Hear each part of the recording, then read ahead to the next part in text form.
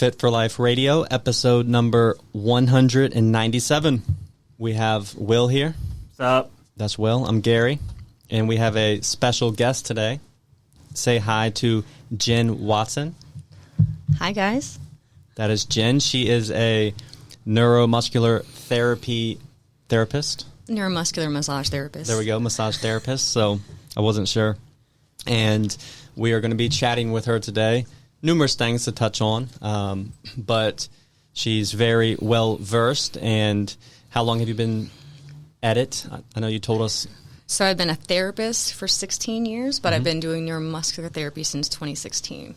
So it's a little bit more specific than just a massage, right? It kind of gives more of a medical outlook, approach. You know, I look at things a little bit more different than just relaxing is valid, but I want to look at problems and habits and hobbies and work and how you sleep and things like that. Yeah, and I've personally always gone to a massage therapist for a long time now, and probably, 10, 11, 12, probably 13 years.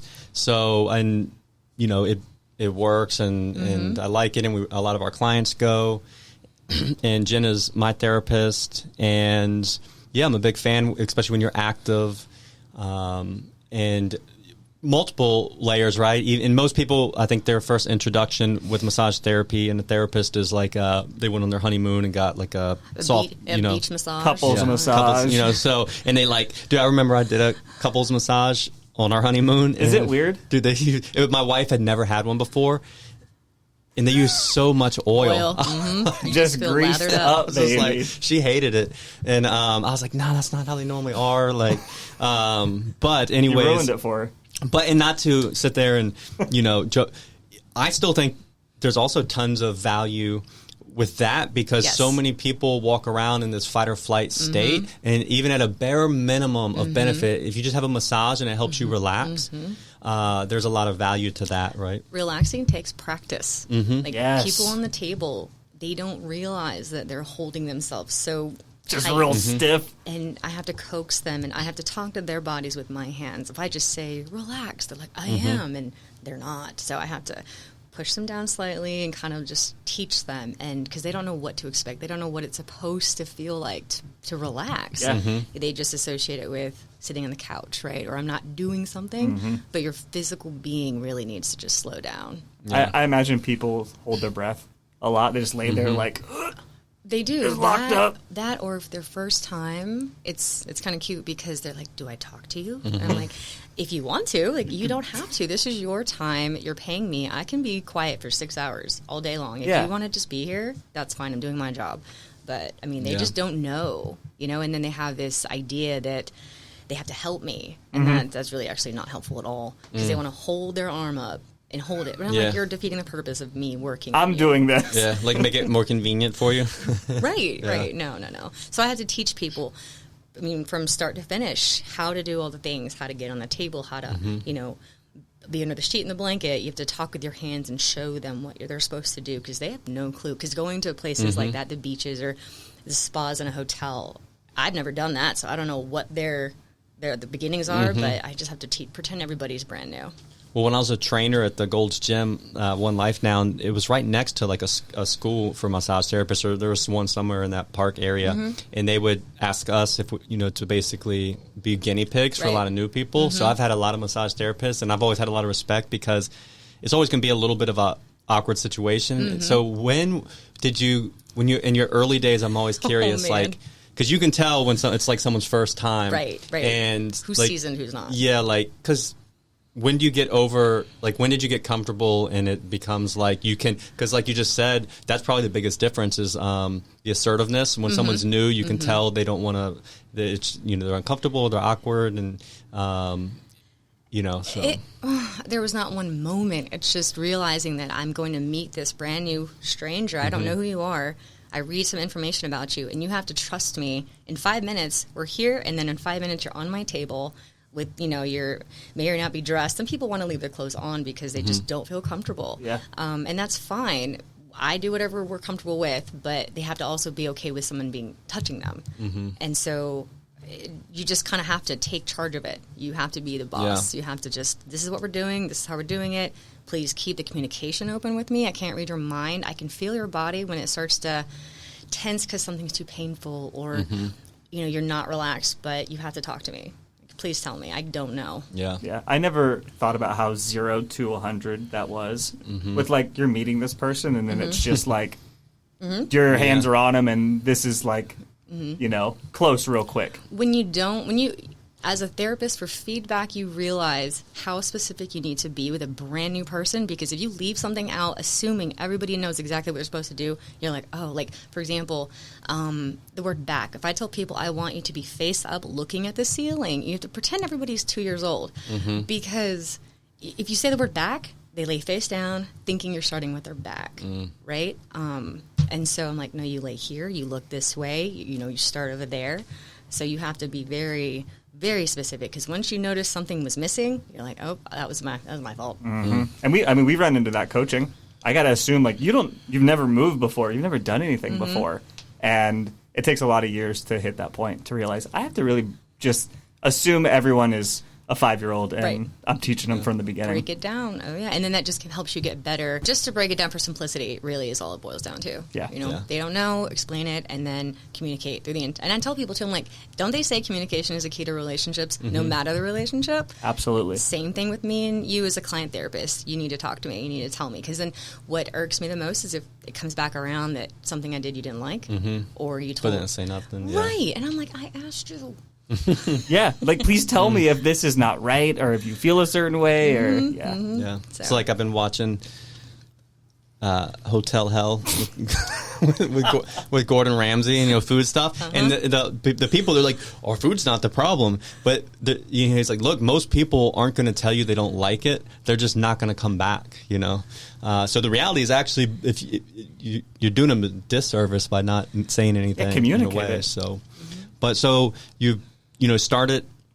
Now, talk about, I know, like, you're very active and you also were, like, into powerlifting, or I don't think you currently are, like, competing or anything, right? But you did. So did, like, your fitness life or journey, like, impact how you moved along in your massage therapist journey, like, with your interests? 100%.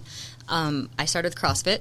I was a CrossFitter. Well, at first I was over 200 pounds. So I went down I need to work out, learn how to eat, and I was doing massage, but I just started both at the same time, massaging and working out. And so then as I CrossFitted, I had my own injuries. I dealt with those, got through that with neuromuscular work, which is kind of what helped push me into that direction. And then I transitioned to powerlifting. And I think being a therapist and an athlete, people trusted me even more because I did the stuff. Well, you kind of get it. Right. I knew what the movements you were doing. I know how it felt. I know how it felt to be sore or injured or whatnot. And so, yes, it definitely helped me kind of collect clients from different areas of life, the gym, and then just people, meeting them naturally. But, yeah, very active, and it helps me relate to them.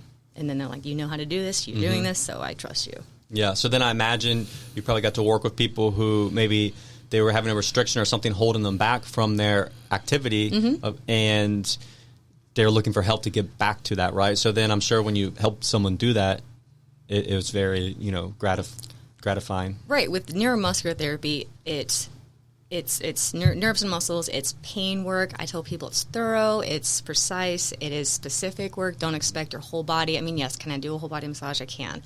But if you're coming to me for a reason, whether or not it was a workout type of issue, or I'm sitting too much, or I work at a desk, and you start to see people with the same issues because they do the same things. All the desk workers, or people who are doing a lot of hanging at the gym, like lots of pull-ups or lots of whatever it is.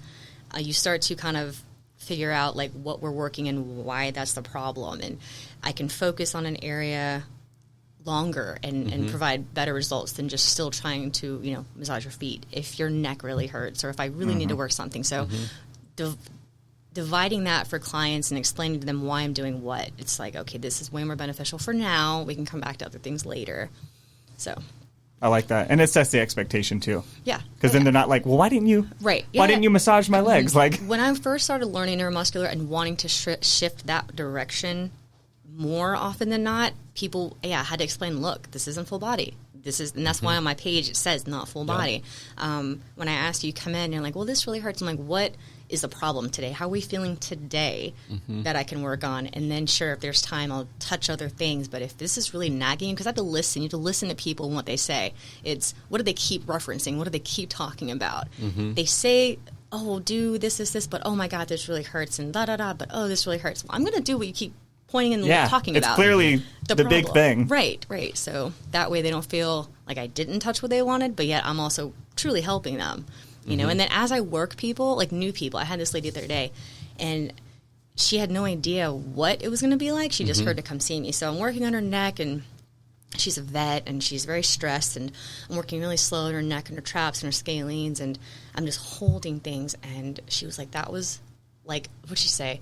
I've never had a massage like that ever. She's had a massage, but it's never been like that, because it's thorough, it's slow, and it's actually undoing and relaxing. But I'm not just rubbing either, you know? So that's what I like. So is there, you know, say you take like a person who they kind of like, they're generally active, they work out, they're, you know, 35, 40 and over. Do you see like common things that are like areas where most people kind of have pain or issues or restrictions? Or so if they're not working out, a lot of times, you know, their low back, you know, what is it? The low back is the number one pain people talk about, and or it takes them out of work. What's that joke? Every exercise is a low back exercise if you do it wrong enough. Wrong enough? Yeah. But I've noticed that older people, 40s, 50s, maybe 60s, you know, they're talking about these pains and they want me to fix it, but I don't use the F word. I'm not fixing anything, because that's very promising. But I want to, you know what I mean? I'm not a doctor. Yeah. I will help you feel better enough to figure out why we're hurting. And a lot of times I've noticed the atrophied muscles where they're not exercising the glutes, weak glutes. I tell them, I go, please don't take this wrong. I'm not calling you a weak person, but your muscles are weak, and weakness causes pain. Right, and I can feel it because I go straight through tissue and a hip bone, and there's no density. It's there, sure, but it's not strong. It's, you know, when the muscles atrophy and things get weaker, that causes the bones to get closer, and then it's like bone on bone, right?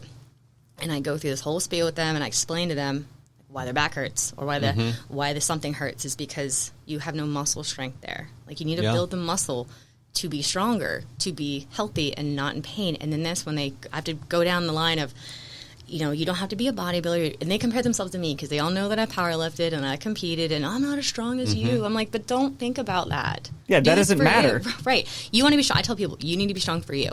Be strong for you and the things you're doing in your life. It's not about, are you as strong as me or whatever. But I'm like, your calves this, your hamstrings that, you know, it's pulling here, the glutes. But the glutes especially, I'm like, you have no glute muscle, right? So, yeah. And then back pain and neck pain, and then I have to go down into the line of sitting on your coccyx versus your sits bone, and how the C-spinal curve forward and your forward head posture. I mean, if they're not strengthening, a lot of back desk workers, I'm like, you have to strengthen your retraction muscles. It's not just stretching your pecs; it's squeezing your shoulder blades. It's actually training your back to sit up straight when you're hunched over the desk all day. Yeah. We literally, our program, we prioritize. I mean, we do a lot of full glute body, work. but we focus on glutes and upper back. Yeah. To counter, because most people are sitting. Correct. And I tell people, you know, I'm going to have a job forever with computers and phones and everything being like this. It's only getting worse. Right. Yeah. So again, and people ask me, what's your favorite part of the body to work on? If I had to pick something to work on forever and still be busy, it would be the neck. And yes, the neck can be affected by the back, the glutes, the feet. But the desk work, and everybody wants to be tech these days and sit there, and the mouse hand, and then the shoulder, then the neck, and, you know, all the things. I'm like, you just have to teach people to be self-aware of what they're doing with their body. But, yeah, I tell them, I'm like, you need to strengthen back and glutes. It's cool you mentioned the retraction, you know, with the back, because we had a crossroads of our program, you know, group training, and it always bothered me how most group training programs, there's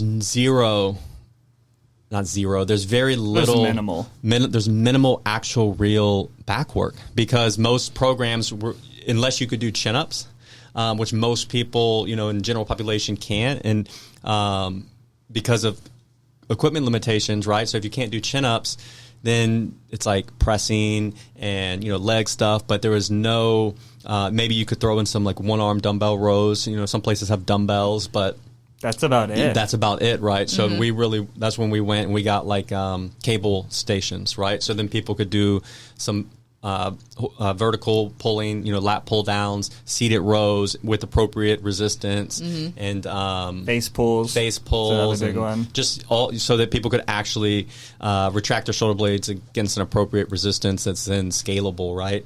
Versus like chin ups where you can end up just kind of flopping around and you're actually not even retracting your shoulder blades. You're just flexing your biceps. Yeah, just a heavy bicep work. But yeah, and that's the stuff where we try to like. Yeah, there's nothing sexy about a seated cable row, right? Yeah. But it's like what people need. Right, you know? It's strength for functionality. It's not just, like you said, being skinny or, sure, looking good for however good you want to look, but just be strong to live and exist. Yeah. And like you said, to exist, and that's the thing when, like, no one cares until you lose it, right? Right. Like, we take it for granted. So then when all of a sudden you have, and for me, I'm actually always a little grateful when I have little injuries from being active, but then that little limitation that injury may put on me makes me appreciate when I have full functionality. Yeah.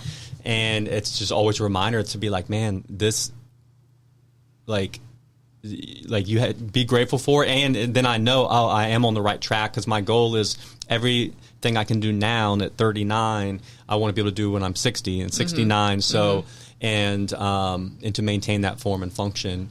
And that's where, exercise is a big part of that. Right. And something like, I like massage therapy because so same thing like with the gym, you have to, it's unfortunate that it's this way, but it's just the way society works. Like, if you want to know someone's priorities, just look at their bank account, right?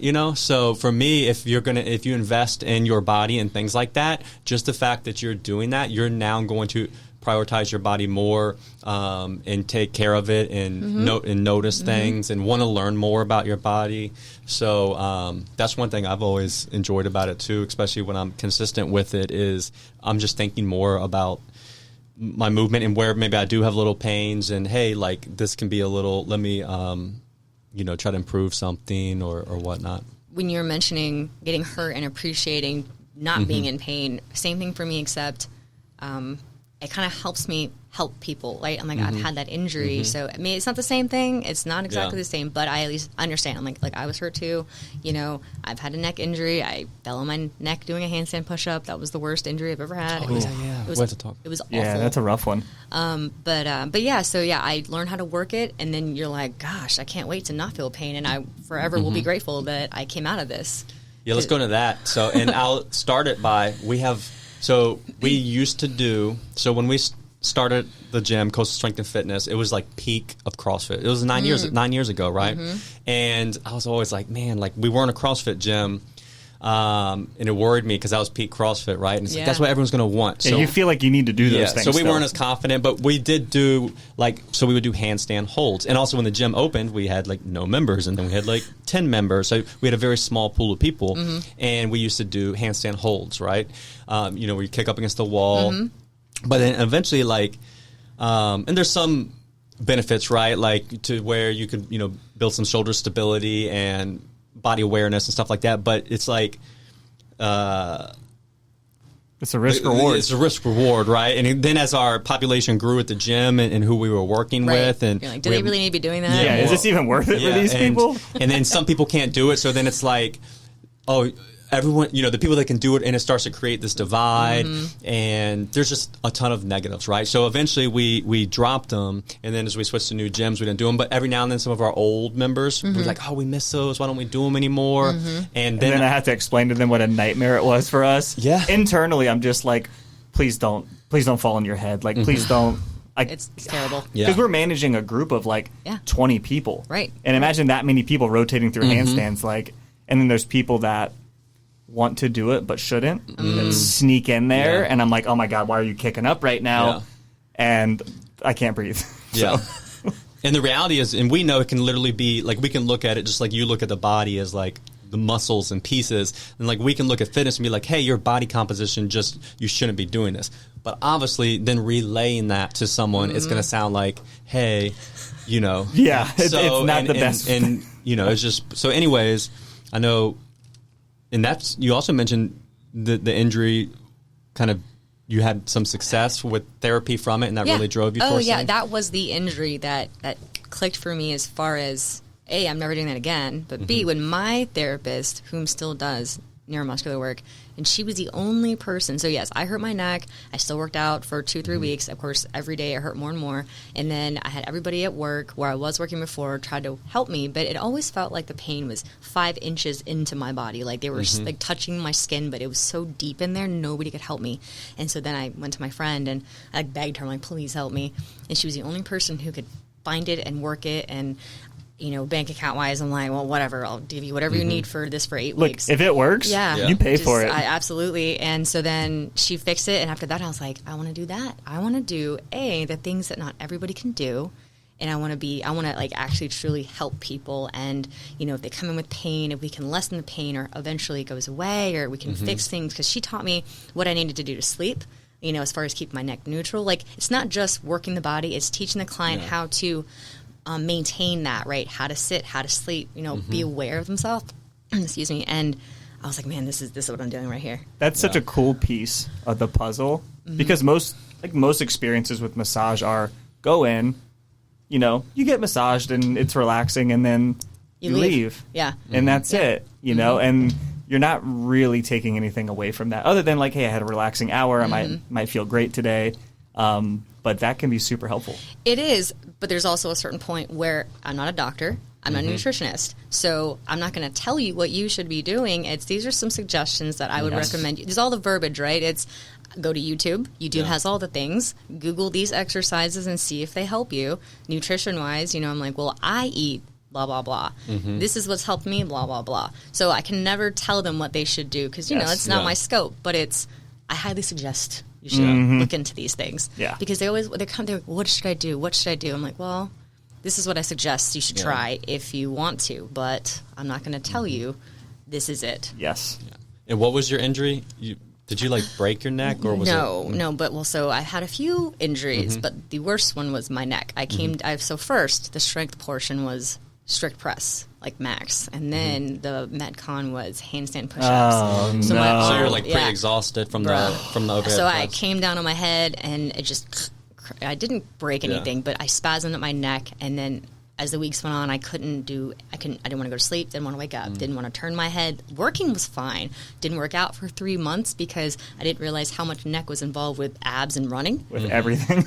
Right, with everything. God. So, after that, I switched gears, and I'm like, if it's going to, and nowadays, being 16 years into this, and I want to keep going, I have to be aware of, like, snatching. I don't do that. Like, I need to still keep working. Overhead stuff. Yeah. Right, so it's like, I want to be strong, but I don't want to hurt and then risk not being able to work. Yeah. So. Yeah, that's the CrossFit's tough. It's like a contact sport, in a way. It's and then it starts to. I know one of our coaches, Diego, he was going through this. He was playing rugby, like in the local league, and it's pretty competitive. And it's rugby, right? Yeah. And he also loves working out for kind of what it is in his life, right? It's almost like this therapy, right? And then it's like, man, like he's getting older and he notices aches and pains or the risk. He could have an injury to where then he can't work out for 3 months, and then it's like that's not worth it, right? So it's kind of like weighing pros and cons, and that's with any basically competitive thing, right? Because when you compete in something, there's a switch, and you're kind of like you throw caution to the wind a little more. Yeah. Well, competitive powerlifting, right? I love it, loved it, did it. I mean, I don't go as heavy as I was, but my arms feel better, my hands feel better because I'm gripping heavy deadlifts and pulling 3 days a week. And so it would just hurt to work. And there was a time where I thought that working was what was hurting me all the time. My elbows were inflamed, my hands hurt. And I'm like, man, I can't do this but for so much longer. Yeah. But I'm, competing twice a year, pulling 300-pound deadlifts 3 times a week kind of thing. And so I changed gears this year, and I still lift workout, and I still think of how it's going to keep me working, and my arms feel better. Yeah. Yeah, it's crazy. I mean, crazy. And a lot of that, you see that in sports, right? A lot of times the people who rise to the top are the people who like can like not get injured in it, you know? Like, They're blessed. Yeah, and normally they'll have some like way structure or just way about them that kind of like helps them get to that point. I mean, know? if you look at the extreme, like Tom Brady was that dude. Yeah. I mean, he lasted for forever. Yeah, and exactly. never really. And there's probably some guy with just as much talent who kept tearing his elbow, right? And just that happens in baseball all the time. And obviously football and stuff like that. I mean, look at like CrossFit, Rich Froning, right? Like at the end of the day, he's able to train at that level for like 8 years and compete and some people can go do CrossFit and not make it just through 6 months of WODs without breaking down. Yeah. So, yeah. There's the genetics too. Oh, They yeah, just that's have all. the Like, gifts of yeah. extra blood oxygen, and they don't have lactic acid buildup. Yeah. And even your structure, and good thick joints and stuff. Some people have 8-inch wrists, you know. We got these little wrists. Jeez. Yeah. Wow. You'll notice that. Look at people so you'll notice the build that survives in CrossFit's a lot like a running back build in football. They're all 5'9", 5'10", and like 190 pounds, right? And so they have these thick joints and whatnot, and it's pretty fascinating. I've even seen articles where they actually break down like Olympic sports and like positions in sports. So football is a good one because there's so many different body types. But when you start looking at the elite levels of every position, the size and shape of people fall into like such a small range of size. So, and they did a thing with the past, like 15 CrossFit champs, the guys and girls, and yeah, they're all like within 1 or 2 inches of a certain height and weight. Oh wow. So same thing with then you get into like track and field's another good one you can see. But and then same thing, you take that person. 5'9", 190 with 8-inch wrists, and someone who's 5'9", 160 with a lighter, thinner bone structure, they're obviously going to be more likely to be an elite endurance athlete, right? So, when you kind of know that, you can avoid a lot of injuries. If you but it's so weird. We were talking about this. We did a podcast with this guy, Dexter.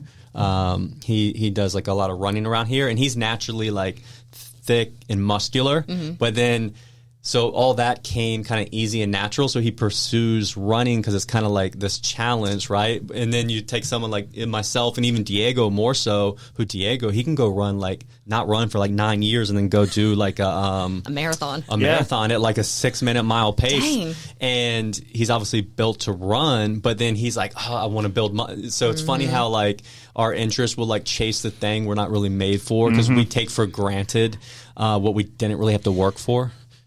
If you know me, you know I'm always on the run, up early and home late, so having a 3-hour morning routine isn't really in the cards for me. What is in the cards is AG1. It's a fast way to get vitamins and minerals I need to perform. I first gave AG1 a try because I wanted a single solution that helps support my entire body by filling in nutrient gaps and simplifying my morning routine. Since drinking AG1 daily, I've always felt strong and energized and ready to attack the day. Not only does AG1 deliver my daily dose of vitamins, minerals, pre- and probiotics, and more, it's a powerful, healthy habit that's also powerfully simple. It's 1 scoop mixed in water once a day and every day. I know that AG1 is giving my body high-quality nutrition. Every batch of AG1 goes through a rigorous testing process, so you know that it's safe. And AG1 ingredients are sourced for absorption, potency, and nutrition density. AG1 is a supplement that I trust to provide the support my body needs daily, and that's why I'm excited to welcome them as a new partner. Here is your chance to start every day this season with a gift to yourself. Try AG1 and get a free 1-year supply of vitamin D3K2 and 5 free AG1 travel packs with your first purchase exclusively at drinkag1.com/provengrit. That's drinkag1.com/provengrit. Check it out. Yeah. I was always in favor of weights with CrossFit or powerlifting, and then I got, introduced. I was the one who skipped the cardio. I was like, I ran out of time. I got to go.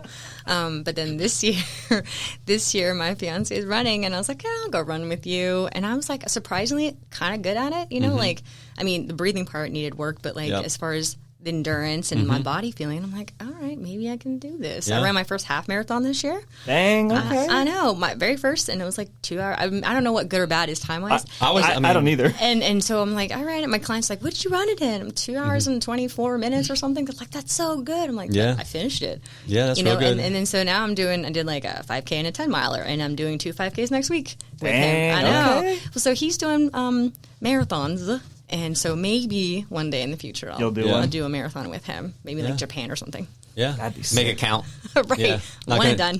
Check it. Yeah. So, I mean, that's what, and I know in general in the running community, like most people aim for like 2 hours as like a good half marathon. So yeah, first try, you almost got it, right? And you'll probably shave that off, Oh, yeah.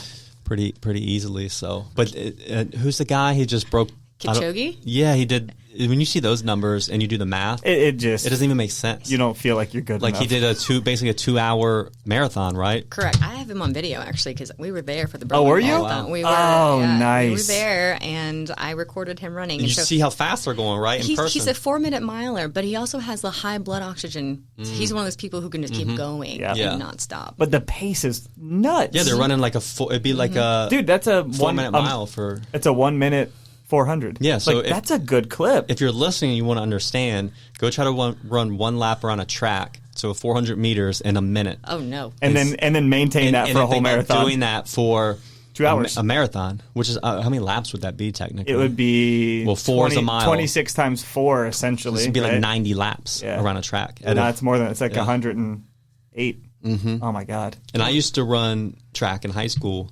But I was a sprinter, and I did 400, so I can easily relate because I know that's probably the hardest physical thing I've ever done my entire life. So I played baseball, so you just stand around all the time.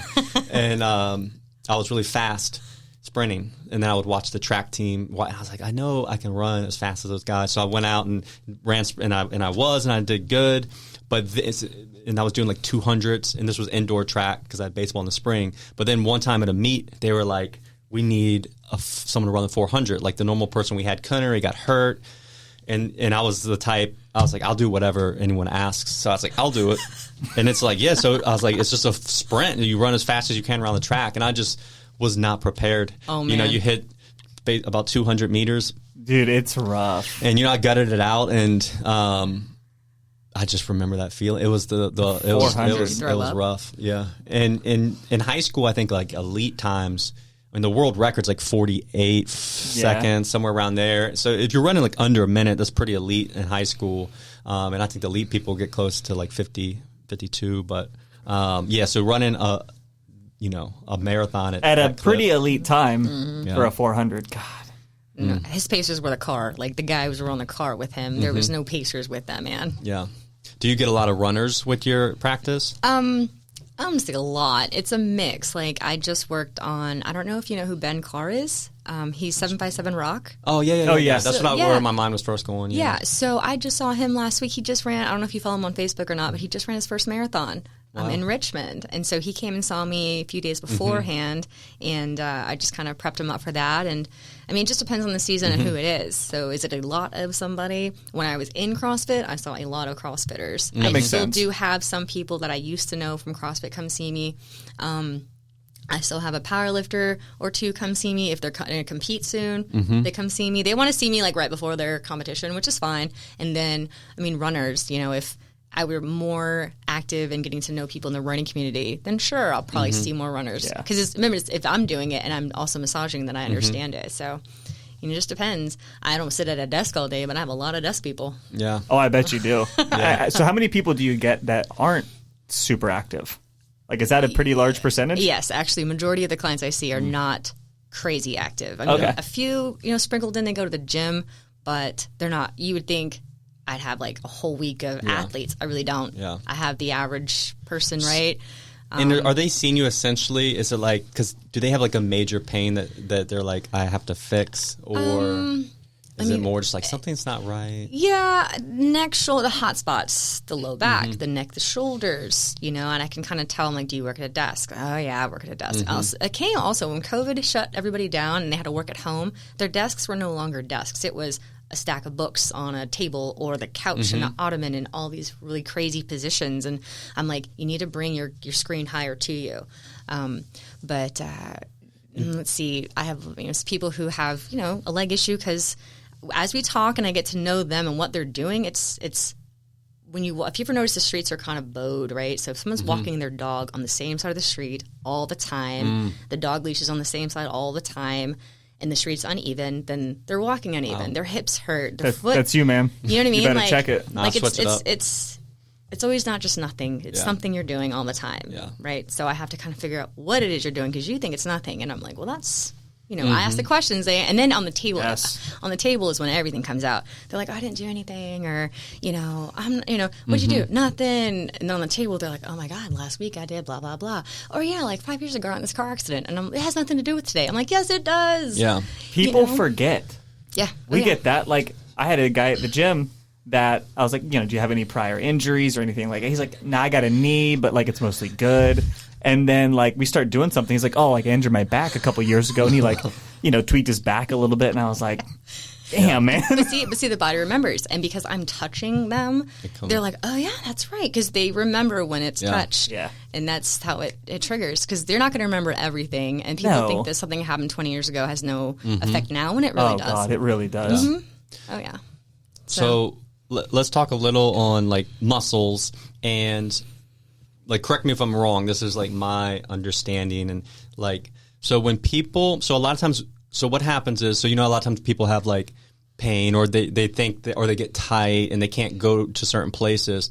In a big extent, does that happen over time? Like, if we get weaker and our body maybe doesn't go to certain ranges of motions and places with muscles, and like they'll feel tightness, is a lot of that because we don't have strength in that range of motion, or like our patterns, we never go there anymore, and then our kind of like neurological system kind of sees it almost as like danger. A little bit of all, but my first thought, my brain goes to it's called Wolff's Law, and the laws of the bodies. And Wolff's Law is like, so if someone's at a desk for a long period of time, it's like your structure starts to change. You start to mold into that positioning, no matter what it is. Yeah. It could be an active job, but you're always going to have something stronger, more overdeveloped. And so because you're doing that so often, your body isn't used to doing the stretching, the range of motion. The muscles are contracted all the time on one side or weak. And so, it's going to affect and shorten. And, you pull, the muscle pulls the tendon. The tendon is what rips, potentially. Everything you said kind of all blends together based on their life, and then just structure changes, and then it can stay that. If they don't get active and start moving their whole body, then things change and they stay that way. That's why I feel like, and that's what we tell our clients, like that's such a benefit of basic resistance training is, a lot of times we are going to have lives where we're at the computer, so then we're only in those positions, whereas the beauty of like when you go do resistance training, now you're going through full ranges of motion and all the movement patterns, so you're going to gain and maintain strength. And we notice this with a lot of our clients, and just the confidence to access those places, right? Like say mentally, because they know they're in the gym and they went from dumbbell pressing a 10-pound dumbbell to a 40-pound dumbbell, and just the mental, angst you have to build to be like, I got this, I'm confident, I'm going to push myself. And then they'll go on a hike and they'll talk about how, they like moved a boulder, and mentally they knew they could push themselves and be confident in their body. And like, that's cool to see, right? Yeah. Oh yeah. And whereas with, and even too, I think this is a problem with people, like their definition, they go to get active, which is great, they're doing something, but then they just go and ride the elliptical. Well, it's still now just, you are getting some heart benefit, but you're still just in this locked in position. Yeah, you're in one spot. Whereas with resistance training, again, now you're going through full range of motion with a press and with a row and with your glutes and quads and hamstrings. So now these muscles are going to be strengthened. Your joints and ligaments are as well, to then make you more robust, right? Yeah. And what else can really do that unless you just live a super active life, which most of us don't. Right. You have to replicate it somehow, right? Oh, yeah. And then, of course, you add in the hydration and the nutrients and all the things. Together. Yep. Yeah. Well, and nutrition and sleep and all that, right? But I think, and the thing we're most excited about that, like you mentioned, you've been doing this 16 years, so it's something that has to keep you excited to want to keep going, right? And I know for us, it's that there's a whole generation of people who just saw resistance training and building strength and muscle as like, well, a bodybuilder thing, right? Yeah. And if you're not, 23 and trying to get a mate, what's the point of prioritizing my muscles, right? But now we're actually seeing you can get away with a lot then when you're younger, and then as you age, this is the stuff you actually know you need. It's more important to be doing this stuff, right? And I was just listening to your podcast of that same thing on my way here, actually, of doing it more to just I just keep saying training to exist, live for your body, like just this for you to keep. I talk to people about having kids, like you want to be agile for your kids and grandkids, and don't think about it as just bodybuilding. It's definitely to functionality. Yeah, I always think I do this because as I learn this stuff on my own, it's funny. Like I was like, man, I wish I could go back and take advantage of biology in these classes I didn't pay attention in. But now, you learn and you get excited about this stuff and you learn. And so you said something about, what keeps you going after 16 years. And I see a lot of the same people all the time, but I love seeing new people because their mind is just blown. Yeah. They're coming in for what they think is going to be a massage, and sure, I'll give them a massage. But even so, being thorough and knowing the body still gives you a better massage. It's not just rubbing, oil or whatnot on you, but I don't know, just their gratitude and just how great they feel. Even if they didn't come in with pain, it's still different. And they're like, that's something I've ever had before. And I don't know, I love that. So yeah, I think part of it is that you put a lot into it. Like you do, and I think people can feel that. Intention. It is 90%. What is it? It's 10% know-how, 90% intention. So, I may be learning how to do something, but if my intention is there, you can feel it in the hands, right? Yes. You know that I'm trying my hardest to do what I need to do to make you feel better or in less pain. And so, that's... And people can tell that you care. Because that does matter a lot, too. And what we all do is that, if you don't care, you're not going to last long. Yeah. And you're not going to rise to, a higher level, right? You might just kind of stay where you're at and just do, a good job, but an okay job. Yeah. But people can always tell when you really do have everything into it. Oh, yeah. And after 16 years and taking NMT classes and other weekend classes, next year after, I love what I do, but I want to take other things just to, learn other things. I love to learn, and what can I do? And everybody loves to be a practice body. If you want to learn something new, let me know. I'm like, okay. It's cool, and, we're in it, so we love that too. Yeah, right. It's fun. I don't know. I never saw it out and thought, I want to be when I grow up a massage therapist. I literally just fell into it randomly when I went to school for it. And I was like, that sounds fun. Let's go there. And I just stuck with it. That's the best stuff though that you fall into because it just kind of ends up as a part of your life. You were lifting weights and you're like, oh, this would be kind of sick. Let's try this. Yeah. And here we are. That's like Ben. Ben is, for people listening, Ben works with us. He just kind of stumbled. He started working out with us, and then he was like, "Oh, I want to do this for a living." Well, he would notice little things too. He would look at the workout board and notice how we would have a press in a row, and that kind of be like, well, non-competing exercises, or in that working both sides, and he would kind of ask little questions like that. So he would even see that just real nonchalant on the board, and then he eventually, and he worked in the car business, And he was in accounting, right, at a dealership. Yeah. So and then over time he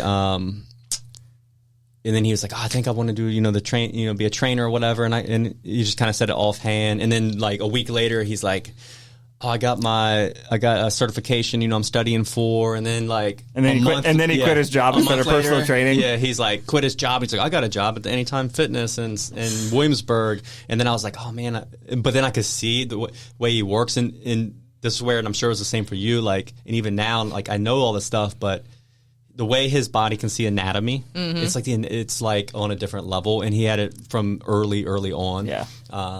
So almost to where can mess him up in some places because it's when you know too much, or but he really it's and you can keep going. There's a rabbit hole because they still only know, they're still learning so much. Oh yeah. Even there's so much new stuff coming on pain in general, right? We used to always think of pain as this, like there's pain, but pain could be a signal from another part of your body. Correct. And it's so much controlled by the nervous system. And, there's, learning a lot in how to treat it and things like that. So, for me, people coming in, I mean, I'm not discarding actual organ pains and bone problems and neurological things, but pain, there's symptoms of it, right? Burning, tingling, numbness, like things that are muscular aches, a big one. That's definitely a muscle thing. So knowing as best as they can describe it kind of helps me. And then once you work but so many times on somebody and things aren't changing and they're doing their best or actually doing their homework in part, then it's like, okay, it may be something else that I can't. And I had to get over that where I couldn't, help everybody because things are just way beyond me sometimes. Yeah. And so that was challenging. So when you're, like the manual manipulation, of soft tissue, like a muscle, and I remember, you even think back to like 10 years ago, some of the stuff that was known, but then it's like you kind of see how it was wrong, but how people say like, oh, a muscle is like turned off, right? Or the most common one is people be like, my glutes aren't firing, right?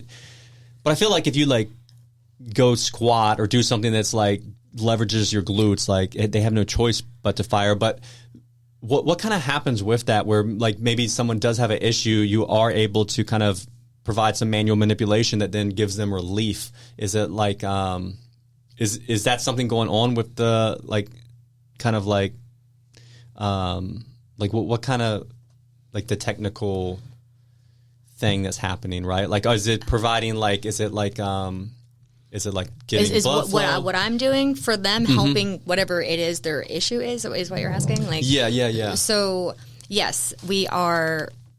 The manual therapy, it helps break down adhesions. It depends on, of course, I'm not going to help fix a tear. I'm not going to stretch like anything. if someone has a torn ligament. I'm not going to mess with that. But if it's a restriction or depending, is it a fascia issue?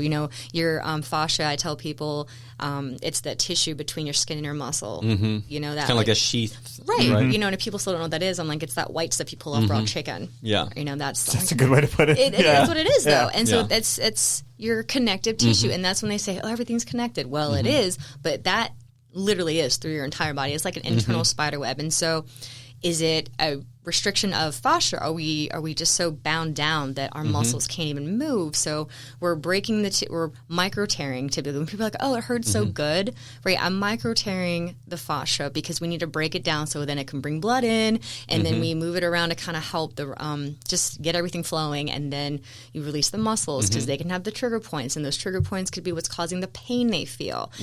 Trigger points are for the pain. Not everything refers, and so it may just be restriction. If they've injured themselves and the muscles are bound up and protecting, you don't want to work on an area super fresh after an injury. Like if someone's trying to learn how to do kipping pull-ups or something, which I injured my shoulder doing that, so I'm not doing that. But everything's inflamed. You have to wait like 72 hours because you need everything to settle down first and really figure out what's hurting before you go in there and start manually manipulating the tissues to then, we're lengthening. That's what I tell people is that the objective is to lengthen. We want to keep the bones off of each other. So we lengthen the muscle tissue. We bring blood to the area. We break down the fascia. And then that way it's fluid. So you feel more fluid, So, I'm not doing surgery, although they say it feels like it. But sometimes it does. But the object is to lengthen and bring blood. Lengthen, bring blood. You eat well, sleep well, move well. I help your body maintain that. Yeah. But then, of course, everybody wants me to do all the things because I'm working the tissue. But I'm like, you're with me for an hour, once a week, once a month, every couple of months. You're with you all the time. So you need to help me help you. Yeah. No, that makes a lot of sense, I think, for someone listening, like the lengthen and bring blood. Yeah. Because blood carries nutrients, right? Correct, and that makes it, so for example, something like the subscap, right, which is up in your armpit, if you're not doing certain things, it's hard to drive blood to that area, right? Well, so that is, unless you can get a little ping pong ball glued to a PVC pipe and get in there. I have one of those at home. So do I. Wrap it with like the med tape. But people aren't going to know to do that. And with society, everything being, it's an internal rotator as it is. And so we're already in phones, driving, desks, all the things. And so with that lack of range of motion to externally rotate, they go to throw a baseball, right? And then they're suddenly just like whipping their arm back and then boom, oh, my shoulder hurts. Because they had no external rotation on a regular basis to then get that mobility. And so I have to figure all that out, and then getting in through the armpit to get to the front of that scapula is not comfortable. That's not fun at all. No. Like, it's awful to do yourself too, because Yes. it's hard enough to relax to do to yourself. Your brain won't let you hurt yourself. Yeah. Right. So you're only gonna, like when I tell people, roll out, and I explain the tools. I love the rumble roller because it's harder and it has the little knobbies on it. But even I can only do it for so long. But you just have to just bear through it and relax and let your body do its thing, or else you're not going to do anything. Yeah, you're just banging up against a wall essentially. Yeah. Yeah. Have you ever? I don't know why I thought of this. You made me think of it with like the throwing the baseball and something that's been in external rotation forever. But have you ever played like kickball in one of those like adult leagues? No, but I was asked, actually. It's funny you asked that. I had this lady, and I still see her every now and then. She ran an adult women's kickball league, and she kept wanting me to play, and I'm like, I would love to, but I can't risk hurting myself. Yes. I cannot risk sliding in, breaking an ankle. I've never in my life. I played in this league one time, and it's like the weekday, like 6-7 p.m., and some people were like basically there to drink. But then they're all like really competitive and serious. Never in my life. Like I watched on one night, and there's like 3 fields and everyone playing. So yeah, you kick a ball and then you got to sprint. Yeah. To first base. These are desk workers wanting to go sprint. Yes. And straight from the chair to a sprint. There was probably 6 people that got hamstring sniper. Dude. Take you right out. And I was just like, wow, people are really haven't ran in 12 years and they're going to go in a full sprint. And we talk about nutrition, and you're probably got some alcohol in you, and you didn't warm up, and you don't go to the gym, and like, what'd you think was going to happen? Yes. Like, I think we've all been asked to play kickball, and that's another thing. Like, I can't afford to get hurt either. Yeah. I got to be able to do the things and show people all what we're doing and stay in shape. And I'm not risking So there we that. go. Someone goes to kickball, they sprint, they strain a hamstring, and then it's been 5 weeks and they're healed, but then they still feel a little funky, and then they go see you for some therapy.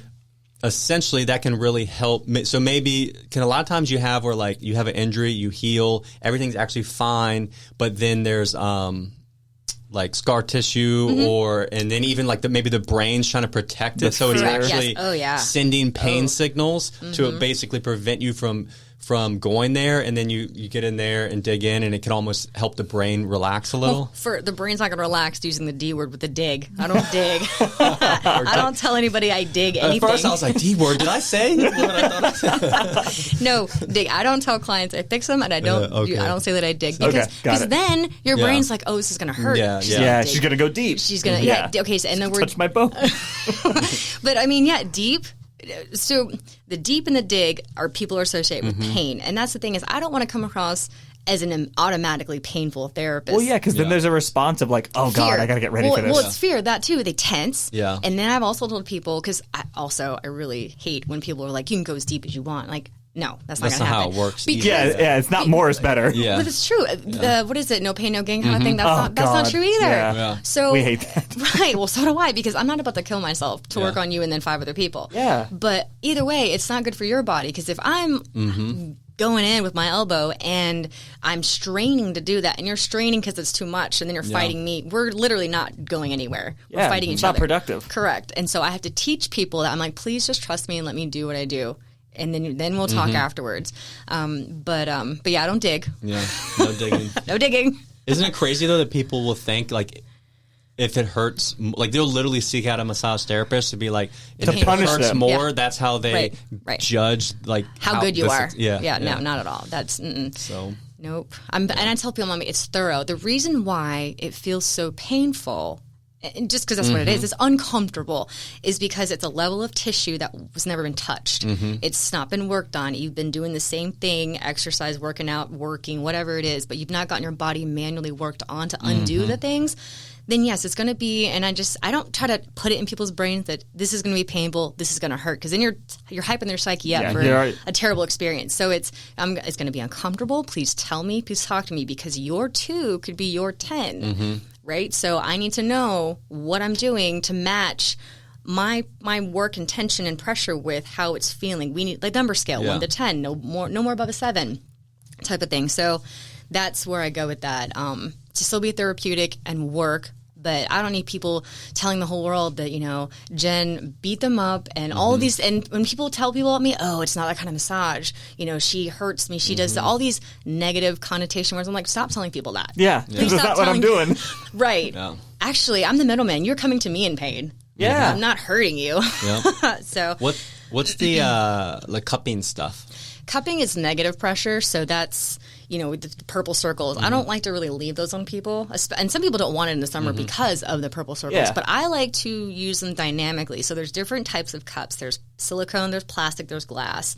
And I use plastic with the pump gun and then the silicone. I like silicone because I can move it around dynamically. So it helps bring blood to the area faster than my hands can. It makes, you know, it's heat and then just movement. So it's breaking down the fascia to get me to, I can get in there faster if I need that area to be worked on, or I leave them there for a little bit and come back and continue. I'll go somewhere else, come back to it. But it's, instead of pushing down and going into the tissue, it's lifting it up, bringing it up for a little bit, and then I move it around, and then it just kind of softens a lot faster. So, and just bring blood. You know, it's good for the joints. Yeah. In my hands.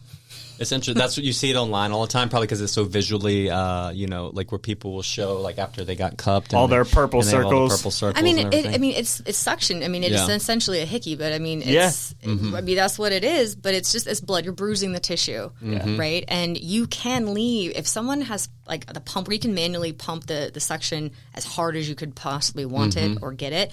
You can suck blood through the skin. Like to me, that's way too much. That's gross. Makes me feel weird.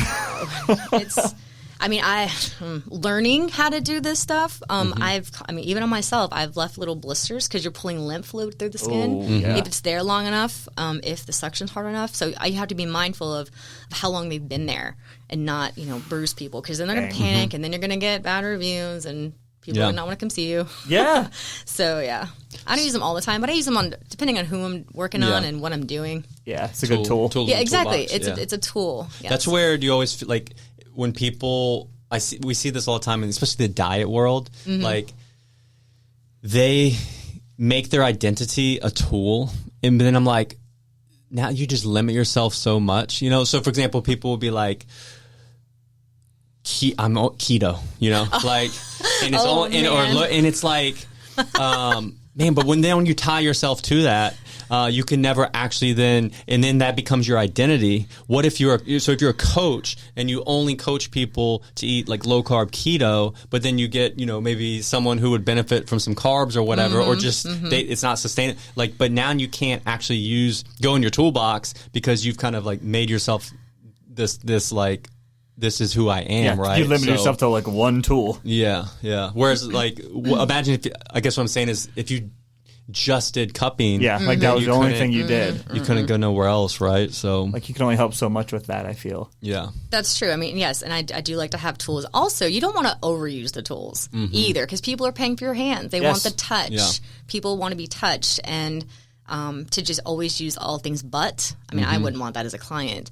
You know, but yeah, having tools is great. Like cool little scrapers, tools. I have T-bars that can get into like crevices, like your ribs and in between your hand bones. You'd be surprised. People are blown away, like not knowing that you can work pretty much everything. You know what I mean? If you can get in there, I guess, yeah. Oh, yeah. I mean, mouth and face. You know, I have dentist clients or people who come and they have the TMJD issues and face. And they had, matter of fact, 2 people in the last 2 weeks, you know, they're talking about headaches and their jaw hurting. And I'll work around their ears and loosen up their skull muscles. And then I'll slightly traction their ears and just kind of not pull, like tug, but just slowly let everything kind of just stretch. And they're like, that was incredible. Like the ears traction pulling, because it actually helps release the tissue around your joint, your jaw joint. Yeah.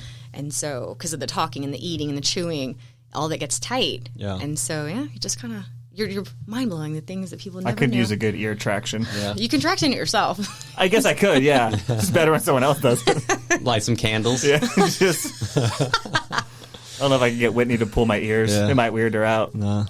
That's what I was going to ask next, because I know that's a common thing for people. So, like migraines and headaches, you know, I guess a lot of them are caused from like the tension in your neck muscles, or is it more just your... It depends. It depends on the symptoms of the headache. Are we having an ocular migraine? Is it a tension headache? Is it pain patterns? I'm going to have these posters on my wall in my room, and people can point and be like, oh, that's where I feel the pain. That's where I feel the pain. And with headaches, is it, coming across the eyebrows? Is it coming across the forehead? Is it in the back of the neck? Is it the top of the head? It depends, because each muscle has different referral zones for what causes the headaches. I mean, these muscles right here, these cause headaches. There's 13 trigger points in this muscle right here that can cause different headache patterns. So it really just depends. And then hobbies and habits, right? So are we sitting at a desk? Is our monitor glued to a post where we have to keep looking to the left, or is it stuck down, we have to keep looking down, or sleeping? I mean, eating foods can cause headaches, so it just depends on their lifestyle. And then we go into the physical, like what are they doing with their body, and kind of deal for headaches. Do most people just think that a strong headache, do they just call that a migraine generally? I feel like it's a big one, is people like, I have a really bad headache, it's a migraine, and then maybe it could be just a host of other things, like a tension headache. If it's bad enough, feels terrible. Right. Yeah. And then when they get on the table and I just assess and I slightly just kind of cup the back of their neck and hold and just kind of introduce my hands to their body, and it's usually always the top of their head and their neck. I mean, I can feel it's hard to describe it. I can feel this person has never had their neck worked on, or there's no flexion and there's no fluidity, and I can see why their head would be hurting, because the tendons in the back of their head, I'll friction the back of your head, and everyone's like, oh my God, what's that? I'm like, your neck muscle's got to go somewhere. And so, and their traps and everything's like, stuck up here, just kind of relaxing that down. Your traps have some of the most painful referral pain for traps and headaches. Like, I can be squeezing over here and it just zings a headache. Not because I'm trying to cause one, but that's just how that pain goes. That's what happens. It depends. Yeah, are we stuck this way, or did we fall, or did we, hit our head? Because you do have skull muscles that can actually just refer to your teeth, and so people get teeth pulled for no reason because their teeth hurt. Yeah. Good God. Yeah. No. But ocular stuff, I mean, if you really know, if you've had migraines your whole life, you just know, right? Like, I'll get squigglies in an eye sometimes, and I'm like, oh no. And that could be, am I hungry or am I dehydrated? And then I go to my room at work and I relax and once I get to going and stop, I'm just like not distracted and the light's down, then I feel better. So it depends on if you're susceptible to migraines and what's causing that. Light, smells, things like that. And that's why we don't want to we have a sign in the bathroom, but no crazy perfumes and scents, because someone can get triggered with a headache. Smart. So you never know. So to wrap it up, then, lot of great info. Wrap it. What would you recommend to like the average person then when they don't feel their best, they have restriction or movement, like I know you can't prescribe stuff, so like yourself, right? Like, what do you do? I always think that's a great question, because what people believe, like, you can believe a lot of things. What are your actions? Yeah. What are you going to do yourself? So what do you like? What's your baseline for your fit life? Like, for you to, and you are an athlete and you do like to push yourself, so you understand, that comes with. But so to prepare your body the best, what do you like? Like, what are your like key kind of habits that you like to say, hey, I'm going to make sure I get these things done? Water is my first one, whereas I don't have any in here. But, I didn't want to put around the equipment. I appreciate that. But, yeah, right. Water, I, having had been heavier in my life, food, I want to make sure I'm eating well. Majority of the week, let's say, at least 5 or 6 days, there's vegetables and meats. But I have a roller, and I have a rumble roller. I have lacrosse balls. And if I'm not working out, I need to be mobilizing and stretching. I'm a huge fan of stretching and rolling out, because, as soon as something starts to bother me, I'm like, I got to roll. I got to do something, because I know that this is not about to just stay here. If I'm stiff, I stretch. I mean, I do the things I tell people to do. I'm not telling anybody to do anything I'm not doing. Water, hydration, food, stretching, and then, yes, I suggest the gym and working out to your capacity.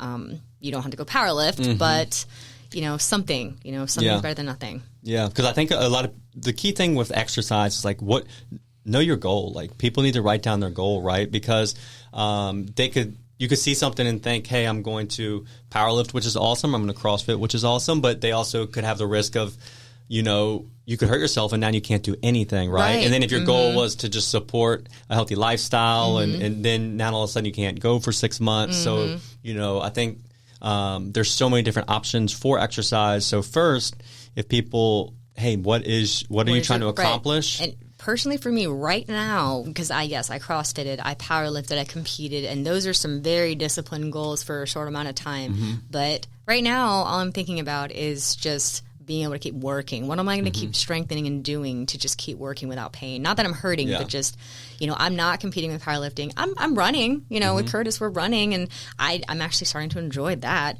But to run without pain and just feel good and then just be able to work right now. I don't have any crazy goals, but I feel like running is only going to get, it's obviously always been the most popular sport because it's such a low barrier to entry. But I think it's only going to become more popular, like when you read some of the stuff about lowering anxiety, like how when you're moving outside through space, that whatever it does to our eyesight, it helps lower our anxiety, So I think that's when people go run and move outside, especially, it's very attractive and helpful. I think it's a difference maker. Yeah. So we're excited to hear about it when you run your run your marathon. I'll let y'all know. I'm sure I'll still be talking to you guys. But yes, marathon's going to happen for like at least a year and some change. I do know. I mean, I love working out in the morning, so I love how I feel for the whole day. I get up and I'm like, I got to get up, but I do it and I'm like, I'm so glad I did that. Like even just mentally to feel ready for the day, I feel better. Yeah. I may not have like lifted weights, but I wanted to move. I'm the same way. So get it done in the morning and I'm so much more productive and I just feel good. Yeah, exactly. Yep. And if someone wants to work with you, what's the best way for them to get in touch or find you? So I have my work number, which is 757-567-6997. You can call or text. Text is way easier. I can read it between session and I can get back to you. I can see what your name is. And I see your phone number, or my website's www.afirmtouch.com. It's AFIRM, not AFF. There's a firm and a firm touch. Yeah. So I have to affirmtouch.com. Book online, send me a message, that way, either way. Cool. Yeah. Well, we appreciate having you, Jen, taking the time out. And this is before Thanksgiving. This will come out before Thanksgiving too. But it'll be right before Thanksgiving. Yeah. Thank you for having me here, guys. Yeah, it was fun. This was fun. Yeah. Do this again in another, year. Yeah. We'll for sure. Or a fun thing to do is people will listen and get some feedback and question and answers. Okay. And then, let's see what more people want to know specifically. Dig in. Oh, God. That's the only thing we're digging in. On more stuff. No digging in. No digging. No D word. No. No D word. That's awesome. I forgot the Q&A for Spotify. I saw that, the podcast. That's awesome. Where people can, kind of. Well, then if that way, I can at least have material to look for, Yes. and have ready. Yeah. That's always the best. I mean, and there's so much you take for granted that and then, but what actually people want to know can be stuff that you thought they already did know. Well, and just real quick on that note, everything that I think about and talk about and learn or that I know, I'm like, why don't you know that? I know that's pretty easy. Why don't you know that? Yeah. Even when it comes to muscles, when I work the back of people's necks and heads, are like, oh, what's that? I didn't know that was there. The amount of times I hear, I didn't know that was there. I'm like, what did you think was there? Yeah. Yes, you have bones and skin and organs, but you have muscles. And a lot of people don't know that they have as much muscle as we do. Unless you're in the workout world and you know that, but the average person that has no clue, it blows my mind. They thought we were all just like Lego people. Yeah. They just have a head and a torso. I think we all have to remind ourselves that we know way more than other people do about this stuff, and most people just don't have the knowledge. Yeah, and that's I have to remember that humility. Side note, what I did learn recently that kind of blew my mind and I did not know. I guess someone, however, I don't know if they did it on cadavers or what, but they took like this square area of different muscles. You know what the biggest muscle group in the upper body is? Muscle group in the upper body, as far as like the actual space of it, like the actual square footage of it. I think that it's going to be your delt. Yeah. Is it? Yeah, your deltoids. I don't know why that just seemed right to me. I don't know. For me, it always it's like, so weird because your lats are gigantic and but it's your delts. Yeah.